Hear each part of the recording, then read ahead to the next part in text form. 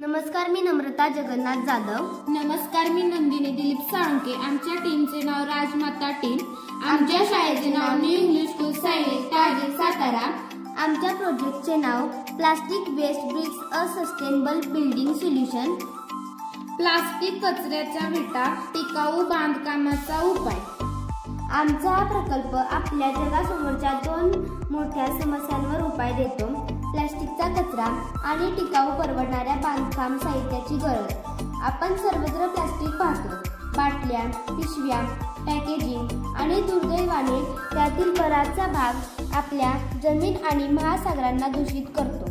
आमचा हा प्रोटोटाइप नमुना एक साधा पण शक्तिशाली उपाय दाखवतो। या प्लास्टिक कचऱ्याला टिकाऊ प्लास्टिक कचरा विटांमध्ये रूपांतरित करणे, ज्याचा उपयोग बांधकामासाठी केला जाऊ शकतो, हा खऱ्या अर्थाने आपल्या कचऱ्यातून एक चांगले भविष्य घडवण्याचा मार्ग आहे। यासाठी आवश्यक साहित्य: प्लास्टिक कचरा, वाळू, खडी, रेझिन, उष्णता, साचा दाबक, बंधनकारक माध्यम। ही वीट तयार करण्यासाठी लागणारे साहित्य सहजच उपलब्ध आहे। या प्रक्रियेत प्लास्टिक संकलित करून स्वच्छ केले जाते, प्लास्टिक बारीक केले जाते, वाळू आणि बंधनकारक मिसळून हे साच्यात भरून दाबले जाते। प्लास्टिक वितळून किंवा बंधनकारक केल्यामुळे एकत्र घट्ट होतं, यामुळे एक मजबूत संमिश्र वीट तयार होते।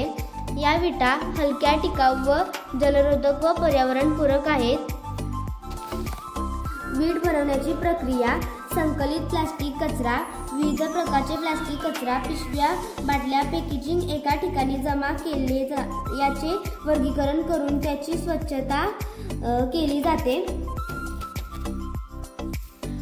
या विटांमुळे होणारे फायदे म्हणजे ही वीट पर्यावरणाला स्वच्छ ठेवते, टिकाऊ मजबूत आहे व इकडून तिकडून नेण्यासाठी हलके आहे। प्लास्टिक पारंपरिक विटांपेक्षा चांगले उष्णता आणि ध्वनी इन्सुलेशन प्रदान करते।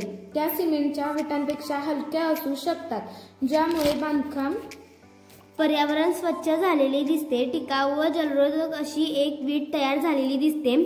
वाहतुकीसाठी हलकी व सोप्या वाहतुकीसाठी उपयुक्त असते आणि ही वीट उष्णतारोधक व जलरोधक, पाण्याला प्रतिकार करणारी ही वीट आहे।